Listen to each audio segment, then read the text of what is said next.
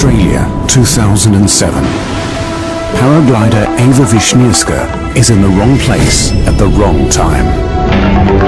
Everybody was thinking, okay, we are fast enough to fly away from this cloud. But no one anticipated the immensity of the storm. It was the biggest and strongest thunderstorm that I ever saw. We knew we are playing with fire now. It was like a giant hoover sucking them up. This is the extraordinary story of a paraglider who cheated death. 10 kilometers above the Earth.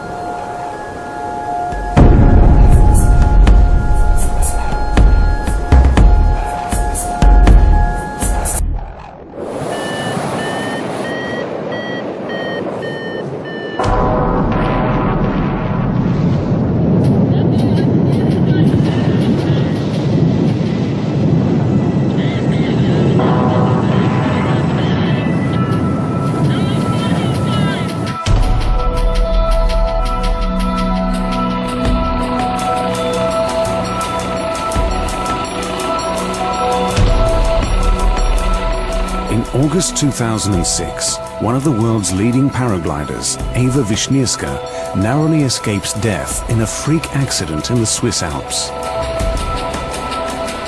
With a fractured pelvis, her dream of winning the upcoming World Championships in Australia seems over.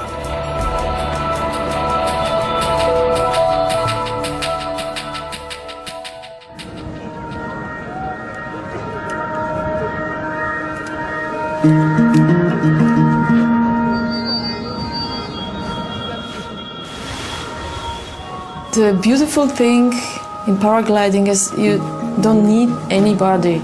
You just take your backpack, go up, and you just glide totally free. Before I started flying, I didn't really know what to do in my life. When I started paragliding, it was like a virus. I couldn't get rid of it.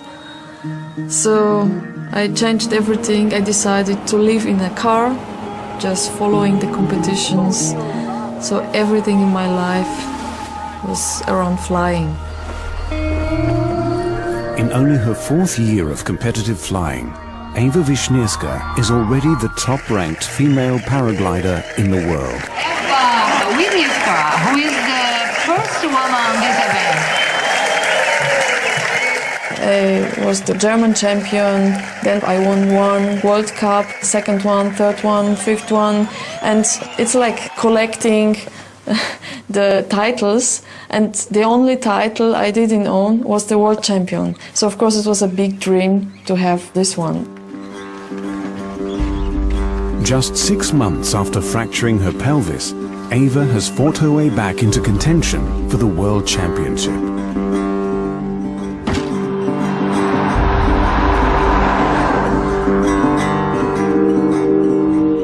In just a few short years, the outback town of Manila has become a mecca for paragliders the world over. 150 pilots from 34 countries will challenge for the world title, the highest accolade in paragliding. Before the World Championships in Manila, I had a big accident in Switzerland. I had to work a lot on my physical strength to get to the top again. You're listening to Breakfast, ABC New England Northwest. A big hello to paraglider pilots from around the world in town for the paragliding championships. The forecast looking clear, variable winds, but some storm clouds brewing this afternoon. In the week before the World Championships, Ewa and the German team are taking part in a cross-country event called the XC Open. I wanted to participate in the XC Open, to know about the area, where are the good places, where are the difficult parts, just to be prepared for the Worlds.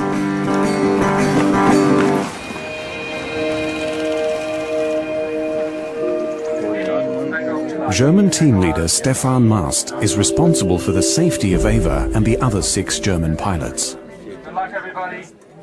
Ewa was physically fit, and she was also mentally top of the game. She was not going for the female title, she was going for best place in the competition. Another member of the German team is Andreas Malecki, who has been training with Ewa for the past 3 years. Ewa is a very important pilot, one of the best girls from the world, and she will beat the boys, not only the girls. Anyone who wants to come to this briefing, you want to be here in the next 30 seconds, please. The director of the Manila Cross Country Championship is Godfrey Wennes. One of the most experienced pilots in the world, Wennes is the former world record holder for long-distance paragliding. The person that wins an XC Open World Series event, which is an endurance event as opposed to a drag race, is the person that flies the furthest by the end of the day. So it needs not just speed but endurance, and it's not just a physical endurance, it's also mental endurance. In a cross-country event, pilots are permitted to fly in any direction they choose. The early start of the clouds is to the north of us here, and you can see to the north of us is where they are the biggest now, so quite obvious. By the time the pilots assemble on Mount Bora for their weather briefing, the threat of severe thunderstorms to the north has increased dramatically. And that I made quite clear for them, that there was a line there. If you get there early, you'll be able to pass through and continue on a long flight. But if you get there late, you might be stuck at a dead end, effectively.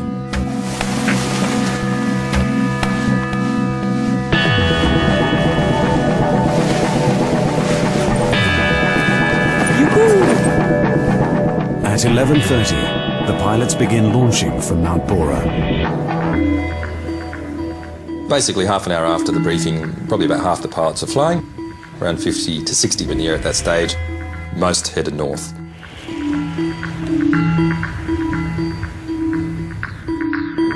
Paragliders use rising columns of hot air known as thermals to gain altitude. When cross-country flying, they make distance by climbing in these thermals and using the prevailing winds to glide down from one to another. Clouds in our game are of course lift, and the quicker it is, the faster you go on your average speeds. So the guys are looking for the bigger clouds in order to maximise their cross-country speeds. After launching, the paragliders form into groups known as gaggles. Due to a southerly wind, most pilots in the first gaggle elect to fly north. With the clock already ticking, they need to quickly navigate past the areas of atmospheric instability that lie ahead.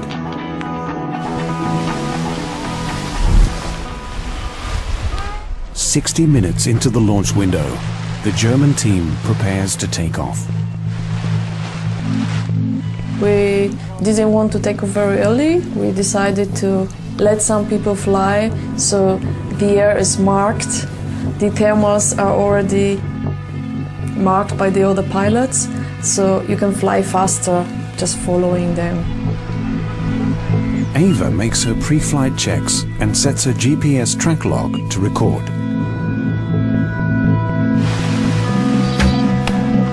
As we realized we have a southerly winds, we knew we have to fly north between those clouds. But they were that far that at the moment at the takeoff, it was not really looking like a big danger.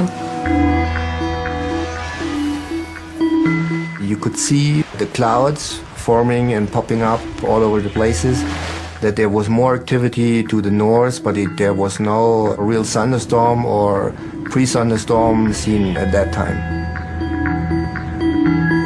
But Ewa's friend, Austrian paraglider Gerald Emerseder, is already concerned about the possibility of a thunderstorm. When I first arrived at Mount Bora and I saw these clouds, I was sure inside that the day will be not good. I was sure about the humidity. I was sure about the possibility of thunderstorms inside of me. I was sure. But this is the problem with competitions. I felt a little pressure because I was in a competition, and you go flying. Freak storms are one of the biggest risks to paragliders at the top of their game. It's the one element they can't control.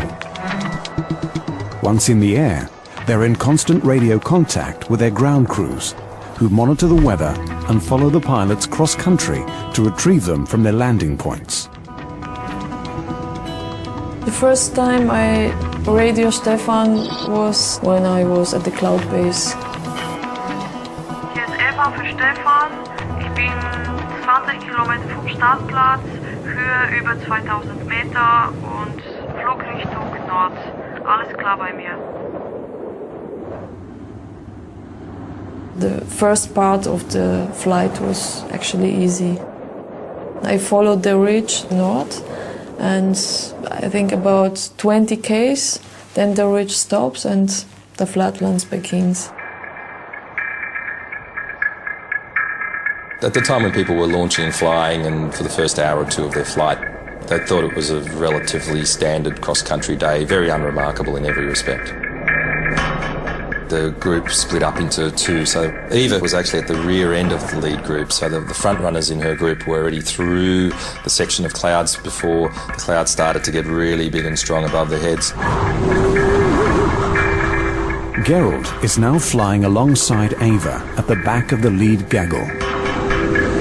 I knew about the problem with the clouds, but in a race we try to find good thermals.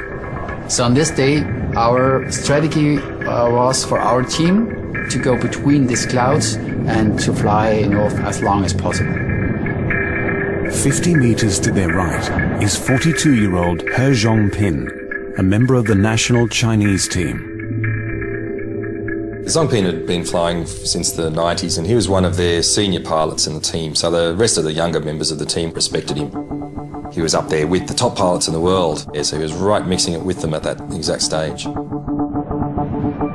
A handful of pilots have successfully navigated a course past the developing storm. A small cloud in front of Ewa, Gerald and Zhongpin stands between them and clear skies. It was clear that the lead group that Ewa was in would be coming quite close to those larger clouds, and they'd be running a fine gauntlet between two of the larger cells. The clouds were really black and big, and I started to get worried about it. I started to get concerned. The two big clouds were growing really fast. We could see that it's getting very dark, so we knew we are playing with the fire now. But in front of us, the sky was looking really nice with nice cumulus clouds. Everybody was thinking, okay, we are fast enough to fly away from this cloud.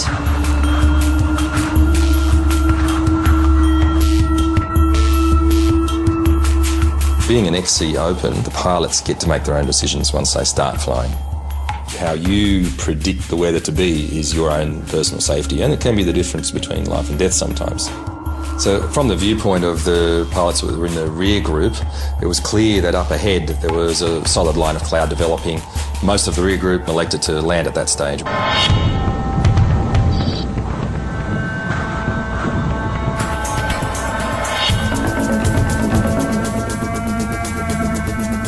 Nach 50, 60 Kilometern wurde es mir einfach viel zu heiß in der Luft. Also meine Schwelle war erreicht, wo ich einfach dachte, jetzt wird es zu gefährlich.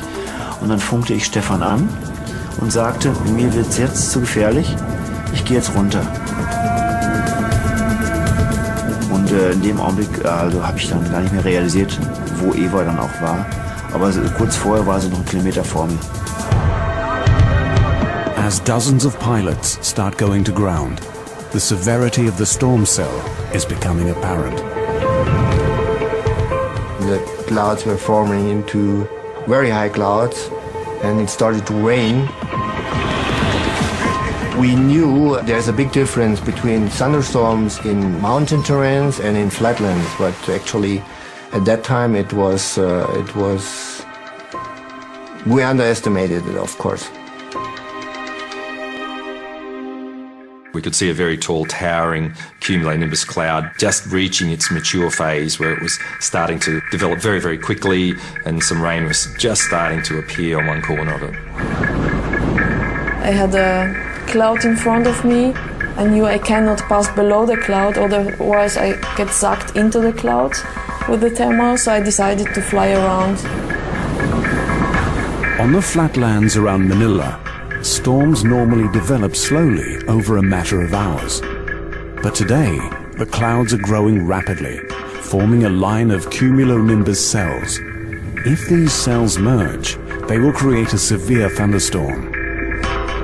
The developing small cloud the pilots are trying to fly around suddenly gets sucked into the larger clouds, creating a massive storm cell, now measuring 20 kilometers wide. Eva, being at the back end of the lead group, would have seen the leaders flying away from her, and she was desperately trying to catch them, of course, to stay in contention. She would have seen a little bit of blue still ahead, but what she wouldn't have seen was how tall the clouds were and how dark and menacing they looked at that point. Because from where we were behind, we could see this tall towering stuff, and once you're underneath it, you can't quite tell. She wasn't alone, of course. She was with a few other very competitive pilots. In paragliding competitions, you are focused on winning, you push the limits, you just forget your safety and your life. It's kind of adrenaline and emotions, you just focus. For me, it was a race against time. I saw two Swiss pilots in front of me, I think about 500 meters. They flew between the clouds really fast. Made it. They are flying out. And I remember that I tried the same.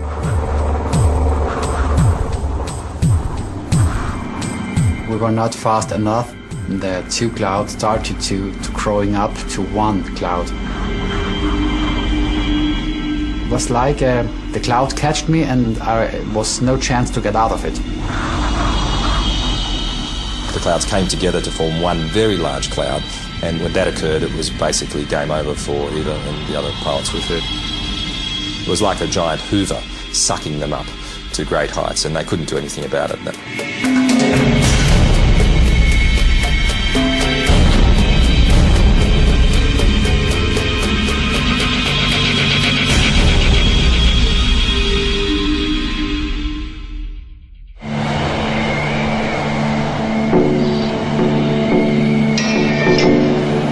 Suddenly I hit very strong lift and it sucked me into the cloud.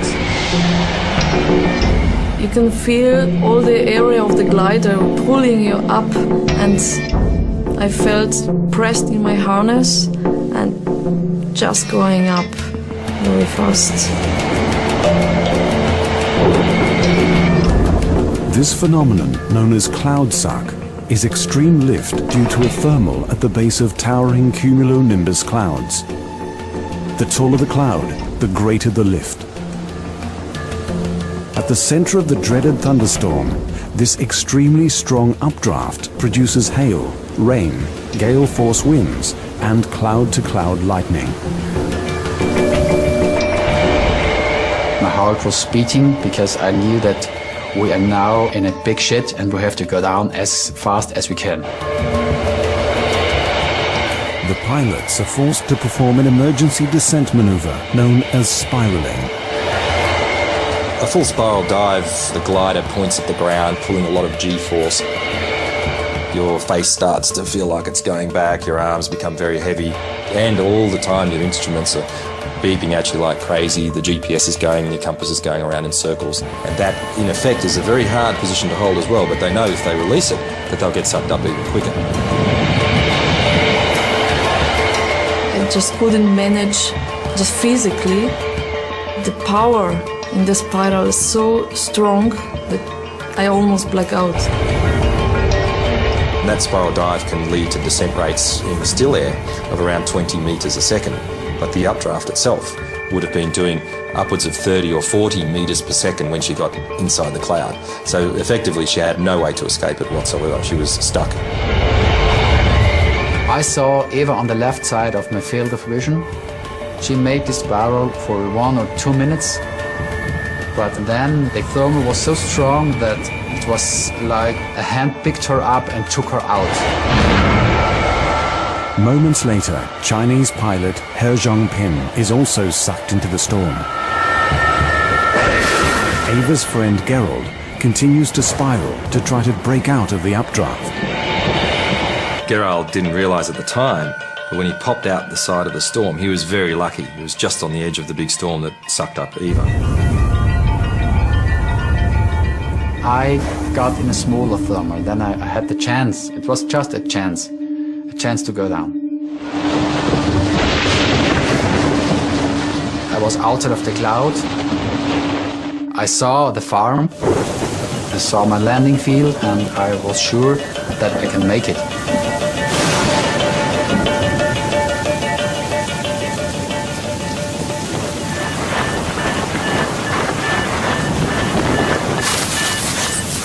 Landing near some old farm buildings, Gerald is forced to shelter from the fierce lightning storm.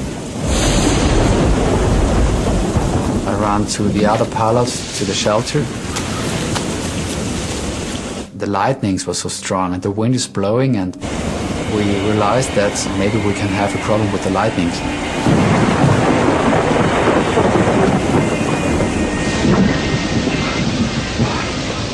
It was for me the biggest and the strongest thunderstorm that I ever saw. I was sure that Ewa and the Chinese pilots will have a big problem. Maybe they will not be alive.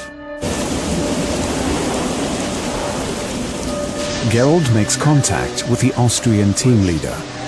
He gives him his coordinates. I started to think about that we have to wait after the thunderstorm is finished, and then we have to look around for these two pilots. I started to realize what happened. Having narrowly escaped the storm cell, Gerald is now acutely aware of the danger facing Ewa and Zhongpin.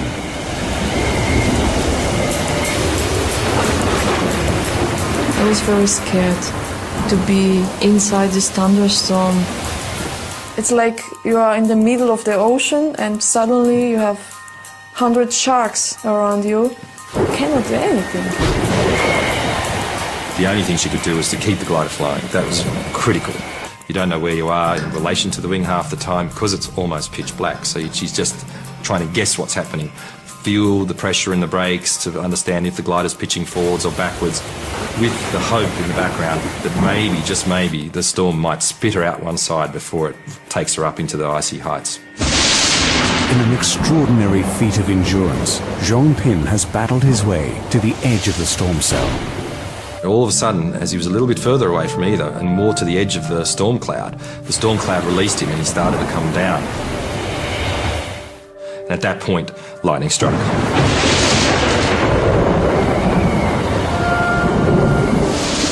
I could hear a lightning behind me. So I was really praying, if there are some angels or God, please help me. And I didn't stop. I was really hoping and believing that it's gonna be all right.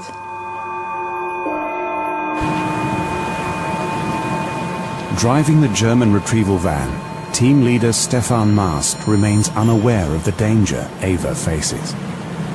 At that time, I didn't know where she is. I knew that she was far ahead of my position, and I only knew that I'm under heavy rain and I couldn't see her. Ewa makes a desperate attempt to contact her support team.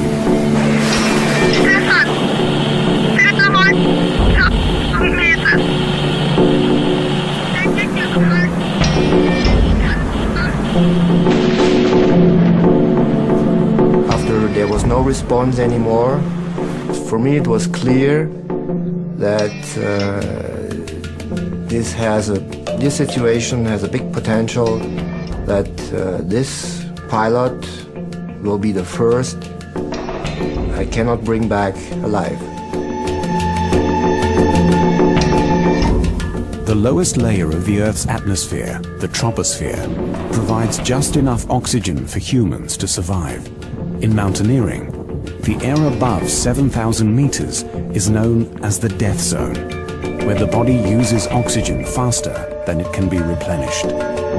No one has ever been above 7,000 metres and survived before. In fact, previously pilots were even dying at 6,000 metres and 5,000 metres due to turbulence and hailstones and lack of oxygen and hypothermia. My eyes are getting black and all my energy, all my power just left me. No longer able to withstand the force of the storm, Ewa is now being swept up towards the death zone.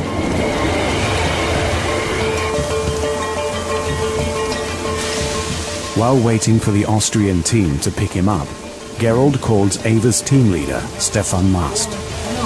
I tell the German team that Ewa is in a big problem and they will not listen to me.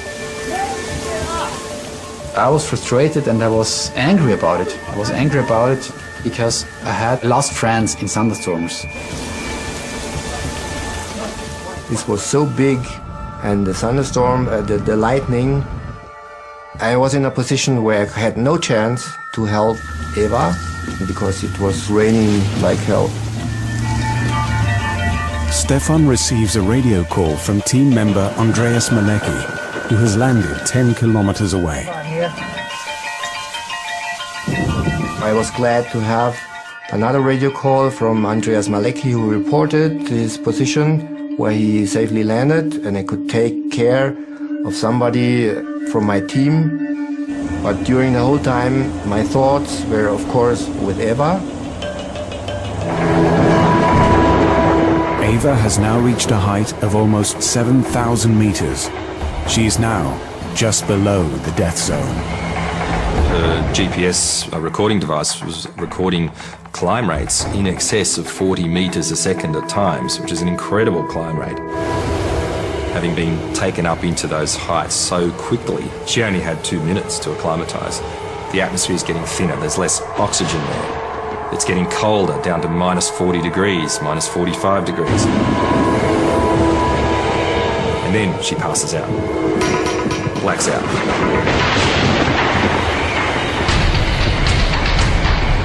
No longer in control of her glider, Ewa is now hurtling up through the storm at 100 kilometers per hour.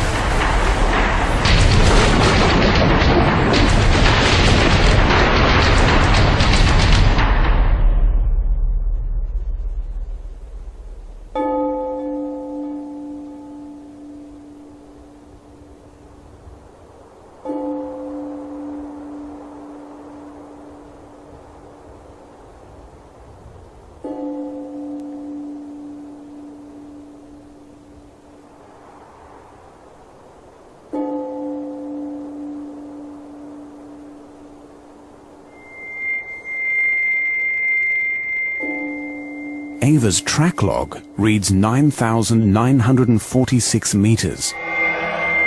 More than a kilometer higher than Mount Everest.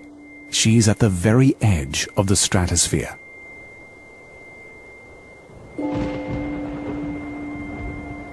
Exposed to temperatures of minus 55 degrees Celsius, her freezing body has lapsed into a hibernating state. The glider kept flying at that point, and at the very top of the storm cloud, the air isn't as turbulent anymore, so it didn't actually need any piloting inputs, because the paraglider is actually very stable due to a pendular situation. The pilot hangs underneath like a pendulum and gives it stability. So her being blacked out inherently wasn't such a dangerous thing. If anything, it might have even saved her life. The freezing temperature has slowed Ewa's metabolism down. Her body now focuses its remaining resources on keeping her vital organs working. Lack of oxygen at that altitude, normally you would only survive 10 or 20 seconds. Mountaineers can survive at extreme altitudes in specialist clothing, with slow acclimatization and bottled oxygen. Ewa, floating 10 kilometers above Earth, has only flimsy clothing and no life support. She should, in theory, already be dead. She needed to get down as quick as she could before the lack of oxygen and the temperature took its toll and killed her.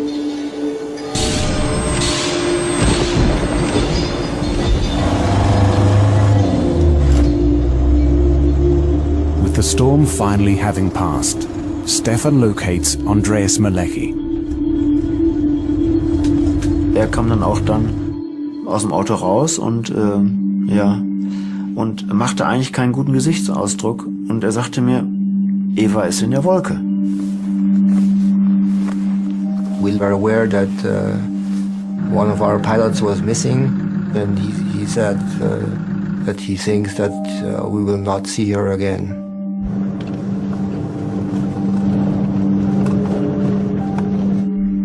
So dass wir dann eigentlich ganz klar die Vermutung hatten, das kann keiner überleben in dem Gewitter.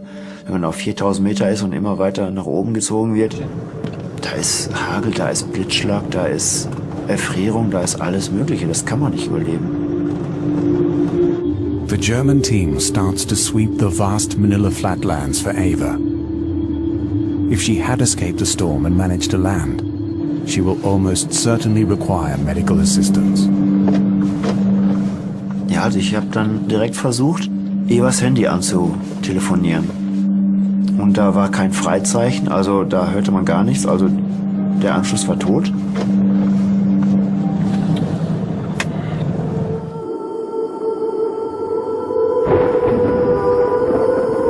Unconscious, Ewa has been floating at the edge of the stratosphere for nearly 45 minutes.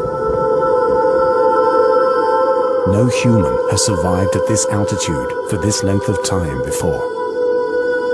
Even if Ewa survives, brain damage and organ failure are now a real possibility.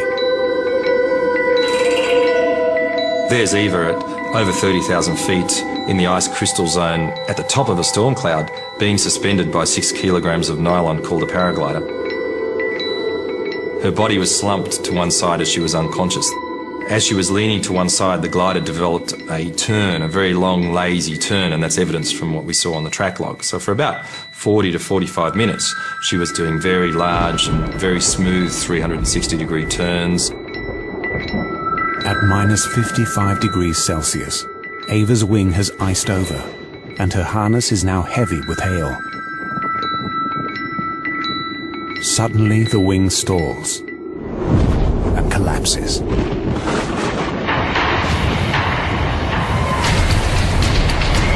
She's coming down through a very thin atmosphere, in excess of 200 kilometres an hour, which is faster than what you free fall at lower levels.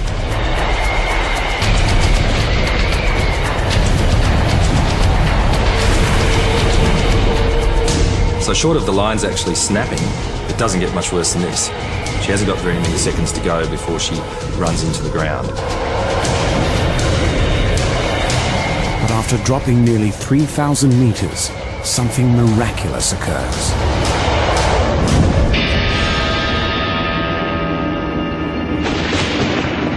At around 6,900 meters, the glider reopens and starts flying again, all by itself.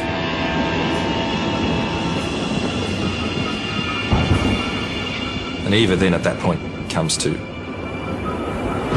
It's increased atmosphere, more oxygen, warmer conditions, her body has reanimated itself, and she's got a last chance now to survive and get away from this cloud.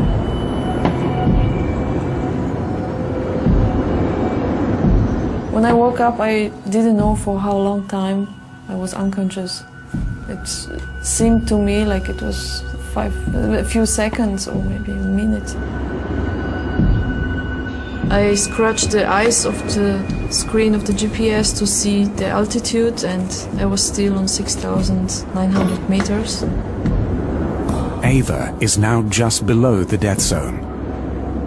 Disoriented and enveloped in thick cloud, she has almost zero visibility, and her glider is covered in ice. The worst thing was the amazing cold. I was still shaking, and I was just trying to fly straight. Now at the edge of the cloud, Ewa is in danger of being sucked back into the storm cell. It's not over yet. She's still got to get on the ground to be safe. She might have been slightly delirious, and that's where instinct and experience comes into play when you do things in an automatic mode. She had the presence of mind and the stubbornness and the willpower to keep flying the glider and to make good decisions. That was really critical then for her not to do something silly like perform a manoeuvre that she might lose control in, for example. A lesser pilot may have not managed to do that under those circumstances.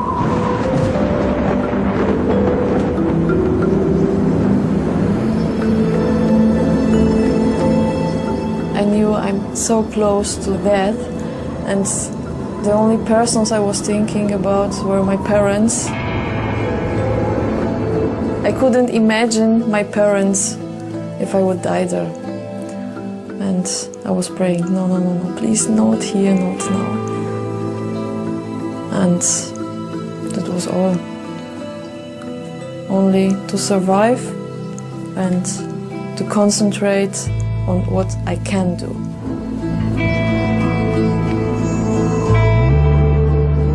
It was so cold that I realized I have to do something to get down faster, otherwise I will not survive. I decided to spiral, just soft to go down.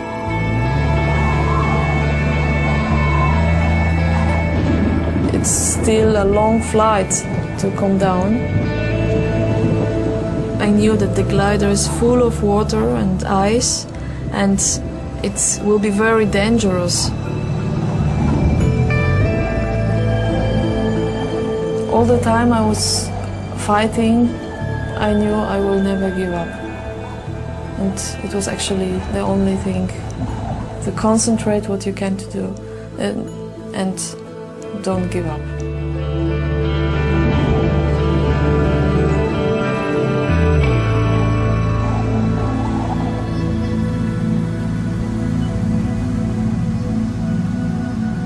There was a rumor that one Chinese pilot was missing because there was no radio contact and nothing.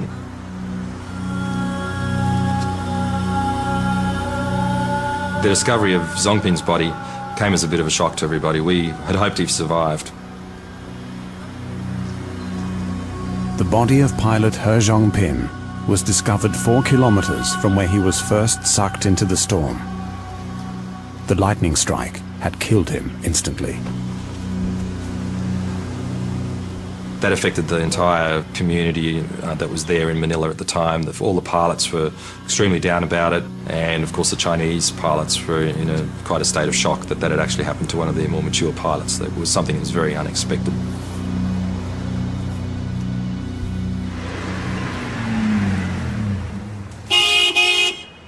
After 20 minutes, the storm has passed the Austrian pilots trapped in the barn. Now, under clear skies, the Austrian team leader reaches Gerald, and they begin their desperate search for Ewa. We didn't know where we can look, but we tried to look around for the orange wing, maybe to see her.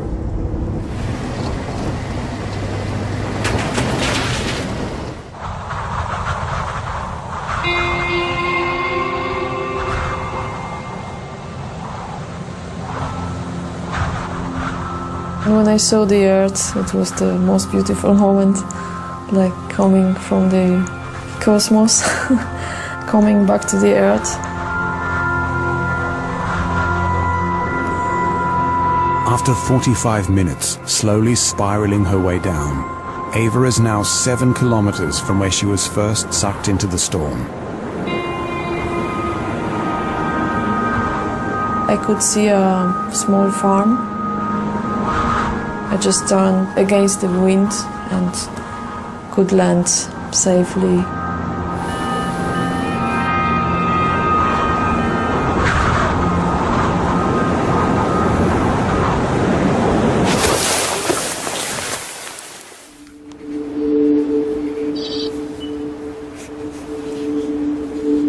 Ewa has landed in an isolated paddock, far from main roads and her support team.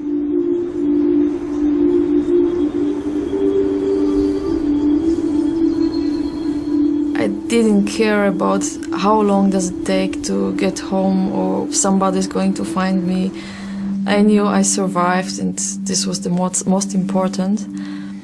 But I was so freezing that I was just thinking, what can I do to get warm?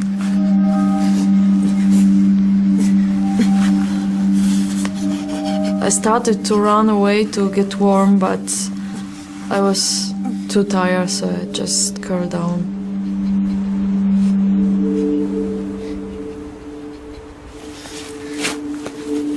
I tried again to use my radio because I thought it's warmer, maybe it works now. But it didn't work at all.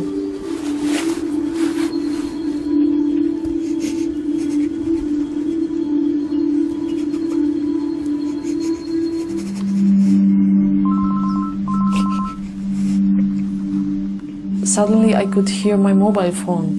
I forgot completely that I have it with me. Und da sagte ich auch direkt, Stefan, sag ich höre ein Freizeichen, was ich vorher nicht gehört habe. When I found it in my cockpit, I could hear Andreas Malecki, Ewa! But the connection cut out.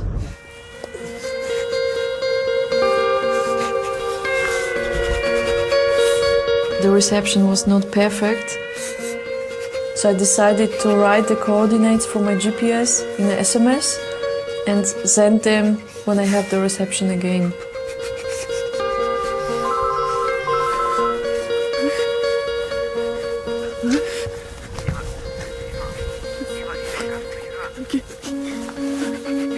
Ja, als ich dann Ewas Stimme, so die ersten Worte von Ewa am Telefon hörte, da passierte genau das, was ich jetzt auch verspüre. Ich bekam die Gänsehaut, es war einfach... Und sie sagte, mir ist kalt, kommt schnell. Sag ich, Ewa, gib mir uns die Koordinaten von dir. 6, 5. I was so happy I have contact with my team and I could give them the coordinates. I knew they are coming.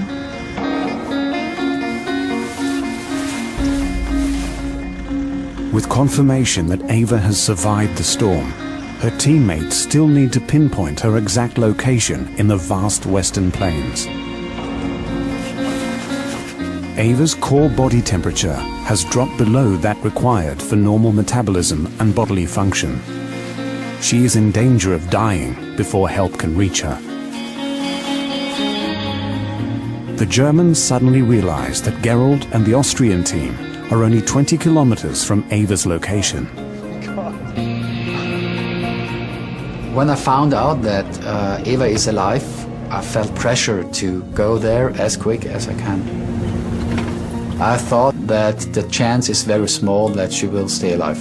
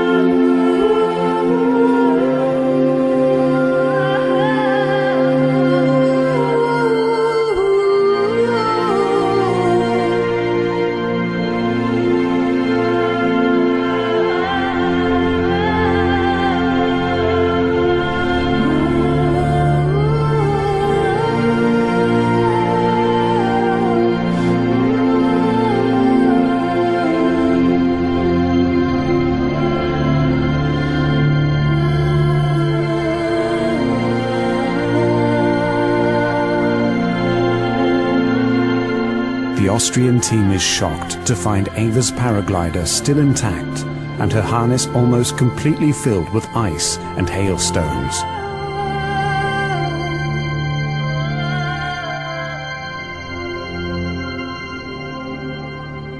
After some minutes, Stefan arrived with the other team pilots and they were all happy to see me alive. And they helped me to go to the car, and Gerald with the other Austrian pilots took my gear. I called up Gottfried to ask him to which hospital we can go. And on the back seat of the car, Ewa was checking her GPS and She mentioned a few times that she was close to 10,000 meters. And he said, no, I don't believe it.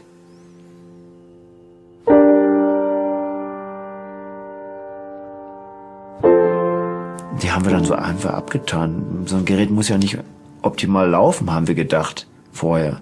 Aber hinterher, als wir diesen Track dann da wirklich minutiös ausgelesen haben und dann realisiert hatten, wie hoch die dann war, da standen wir dann da vor dem Computer und sagten, boah, so viel Glück das gibt's gar nicht, was die hatte. I remember that I was not surprised, because I know how quick it worked inside the cloud, and I just remember that I was not surprised of the attitude, but I was, of course, surprised that she's still alive. Incredibly, Ewa is discharged from hospital soon after arriving. Her only visible injuries are frostbite to her ears and legs. The doctor couldn't imagine I survived at this altitude, and he measured the oxygen in my blood and said everything looks fine. He couldn't believe. So all the hail. Word quickly spreads about Ewa's miracle flight. A paraglider has told of being sucked into a thunderstorm, frozen, then spat out. Ewa Wisnierska was swept so high she suffered frostbite and passed out, but incredibly she caught survived. in a thunderstorm in Australia whilst training for the World Championship. A second paraglider, a Chinese man, died in the storm. The euphoria surrounding Ewa's survival was tempered by the tragic death of He Zhongpin. The tight-knit paragliding community was stunned. A lot of people focused on the survival of Ewa, forgetting a little bit about the fact that someone had actually died as well. We actually didn't fly the next day as a result of the hearing the news that he was found deceased.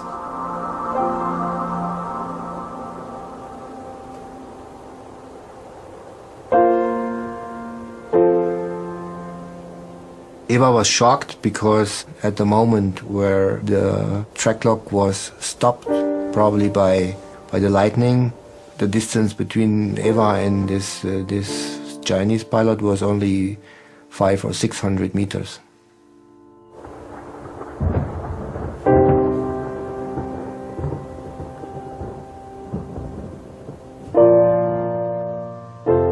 I knew that what happened was the result of my mistake, and I knew in the future I have to take my decisions on myself and don't look what are the others doing, and I knew this will never happen again. There's still water inside. It's an absolutely amazing story, of course, that Ewa survived in such an altitude. But for me, it's more interesting how she could land this paraglider, this wing. She was able to fly a very, very heavy wing, and she landed, and I don't know how she made it.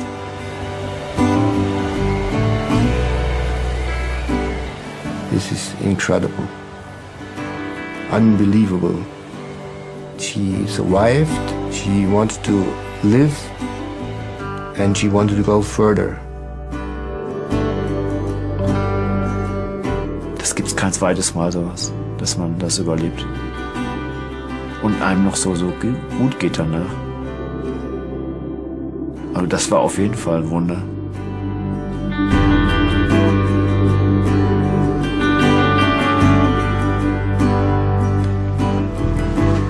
Six days later, in a remarkable show of courage, Ewa makes her way back to the summit of Mount Bora. Most people would never fly again after that, and within a week when she was fine, she went out and flew again, which was extremely impressive for everyone to watch. TV crews were there. It was quite a moment actually to watch her take to the skies in the same glider as well, I might add. For us, that was the miracle.